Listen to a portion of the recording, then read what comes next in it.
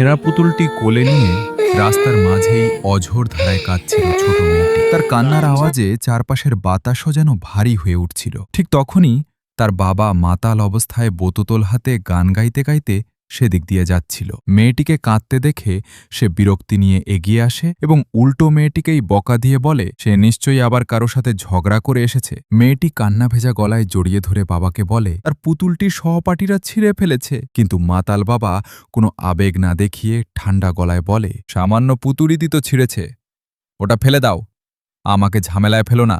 এ কথা শুনে মেয়েটির কষ্ট আরও বেড়ে যায়। সে কাঁদতে কাঁদতে বলে এটি সাধারণ কোনো পুতুল নয়, তার মা চলে যাওয়ার আগে এটি তাকে উপহার দিয়ে গিয়েছিল। পুতুলটি ছিঁড়ে যাওয়া মানে মায়ের স্মৃতিটুকুও নষ্ট হয়ে যাওয়া। উপায় না পেয়ে ছোট মেয়েটি কষ্টেপ দিয়ে তার ভালোবাসার পুতুলটি জোড়া লাগানোর চেষ্টা করতে থাকে। তা দেখেও মাতাল বাবার মনে কোনো দয়া জাগে না। সে নিজের মতো আবার মদের বোতলে চুমুক দিতে থাকে। ঠিক তখনই এক প্রতিবেশী যুবতী এসে লোকটিকে তীব্র ধিক্কার জানায়। সে বলে নিজের স্ত্রী চলে যাওয়ার পর একজন বাবার উচিত ছিল মাতলামি ছেড়ে মেয়েটির একমাত্র আশ্রয় হওয়া, অথচ সে এখনো বোতল নিয়েই পড়ে আছে। গ্রামের এক বয়স্ক মহিলাও এসে লোকটিকে লাঠি দিয়ে আঘাত করে বকা দেয়। এরপর সেই যুবতী মেয়েটির কাছে গিয়ে আদর করে দাঁড় করায় এবং বিচারের জন্য ছেলেটির বাড়ির দিকে নিয়ে রওনা হয়।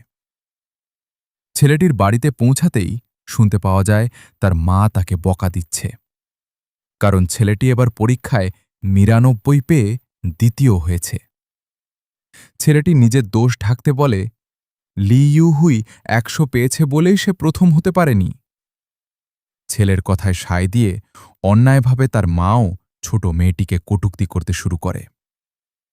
ঘরের বাইরে দাঁড়িয়ে তাদের এই নিষ্ঠুর মানসিকতার কথা শুনে যুবতীটি ক্ষোভে স্তব্ধ হয়ে যায়। পরের পর্বে দেখুন অন্যায়ের প্রতিবাদ